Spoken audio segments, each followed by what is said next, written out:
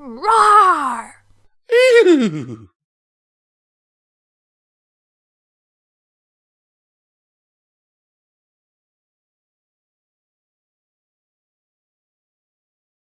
High Finance by Late Empire. Do you like my shorts? They're from Bermuda. Applejack furrowed her brow. What is a salagal? Discord, at least, had the decency to look sheepish. Filthy just shrugged. Flowers, mostly.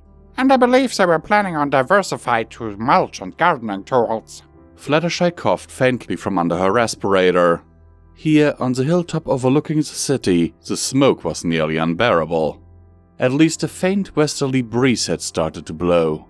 Rainbow tried to help out, fanning her wings, but quickly gave up. Rarity poked Twilight again. She's still out of it, I'm afraid. Not surprising considering all that's happened. Well, every pony got out in time, said Discord, scratching the back of his neck with his lion paw. I mean, it's not like anyone was hurt, just homeless. Applejack had progressed from furrowed to glaring.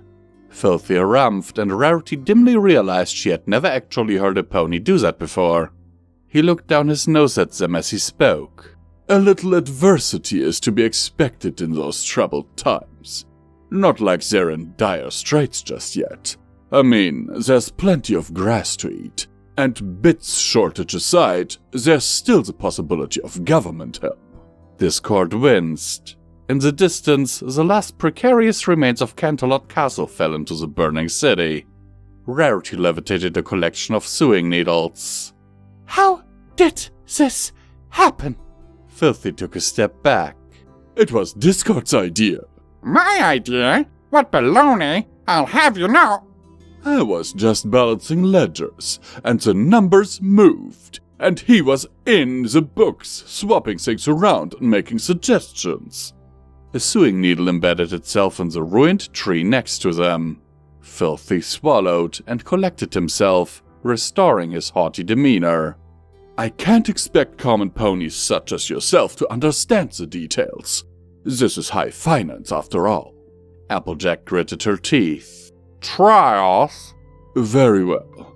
Consider, well, suppose you thought the price of flowers was going to go up, and wanted to use that knowledge to make money. What would you do? Buy some flowers and then later on sell them? Rainbow rolled her eyes. I mean, obviously. Yes, but, and this is the tricky part, suppose you thought the price would go down. How would you make money then? That was a stumper. The assembled ponies looked at each other for a moment.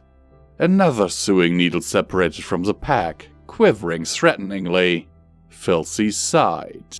Discord scowled. Well, obviously you sell some flowers and then later on buy them. This took a couple of minutes to sink in. There was a faint thump as the flim-flam and chemical works distantly burst into flames, burning fiercely with a brilliant green color. Applejack wasn't giving up. How in Celestia's name can you sell flowers before you buy them? Discord grinned wickedly. That's the clever part. You borrow them from some pony. For a small fee, of course. Then sell them, and when the price comes down, buy replacements to give back to the pony you borrowed from. Absolutely foolproof and quite profitable. Unless... A flight of very sooty-looking pegasi flew overhead, dragging a scraggly collection of rain clouds. Rainbow jumped up to join them, but quickly fluttered back down to earth. It was really hopeless at this point. At least the river had stopped the fire for now. She settled for poking Discord in the ribs instead. Unless what? Filthy stared. Go on. This was your brilliant scheme. Unless the price does not in fact go down. Discord finished, shrugging. But, I mean, 9 times out of 10, that's what happens. And the rest of the time you just shrug and lose a little money. Really, it's brilliant. Right up there with my idea for sugar-sweetened snorkeling equipment. Unless... Applejack put her hoofs over her head, breathing deeply. Discord, get to the point. Unless the price does in fact go up, and you happen to sell too many flowers. How many flowers is too many? I want you to understand, I was only trying to help. Filthy's business was doing terribly this year, barely making 200% profit. It needed a real kick in the... Discord, said Fluttershy, taking off the respirator. It's late and we still have to deal with the radiation problem. Can you just tell us how many flowers you sold? Maybe we can ask the zebras to help out. They have all kinds of lovely orchids and tulips. Fed up with Rainbow's poking, Discord turned his midsection into jello and his limbs into pastries. He scratched one of his horns with a lemon meringue. All of them? What do you mean, all? All the flowers in Equestria, chipped in Filthy, looking perversely proud of himself. And Zebrica and the Griffin Kingdom, and even all the snow crocuses from Yakyakistan. Plus another 40% or so. You can borrow flowers more than once, of course. No rule against it. Rarity gasped.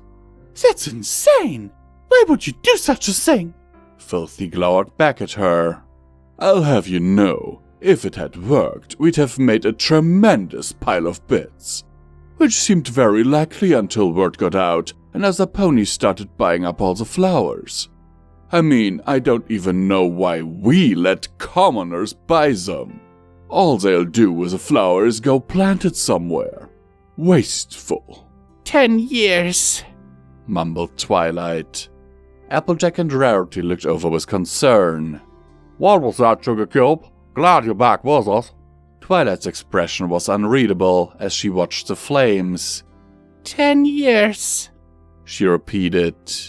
None of the ponies or the Draconicus know what to say to that. So they sat on the hilltop in silence for a while, watching the fire with her. Rainbow's stomach rumbled. I don't feel like eating grass, muttered Fluttershy. That's okay, said Discord gently. There are plenty of flowers to eat. They're very cheap now. 10 years, said Twilight, still staring glassy-eyed into the flames. Is the minimum amount of time needed to rebuild after total economic collapse. And the law says it has to be personally directed by the princess to prevent conflicts of interest. Does any pony else want to be the princess? There was dead silence. Filthy shuffled back slightly, trying to seem inconspicuous. Discord looked thoughtful. Not really, but hear me out on this. Maybe we could borrow a princess. Hello everyone, this is Visual Pony from Pony&Wolf Productions, and I thank you for taking the time out of your day to listen to this video. At this point, I want to thank all of our amazing patrons on Patreon for supporting this channel with their monthly donations and keeping the lights on around here. Now, more than ever, it is important that you support your favorite content creators, because due to YouTube's new content policy changes, we, along with other content creators, had to demonetize a lot of our most profitable videos. For us, those are the Fallout Equestria stories. As you can see on the graph on screen right now, our earnings per video used to be relatively okay, even though the earnings were never enough for a viable career. It was enough for a good, decent side income. Now we are struggling to pay our bills. If you want to support us for as little as $1 a month, you can do so by clicking on our Patreon link down in the description below.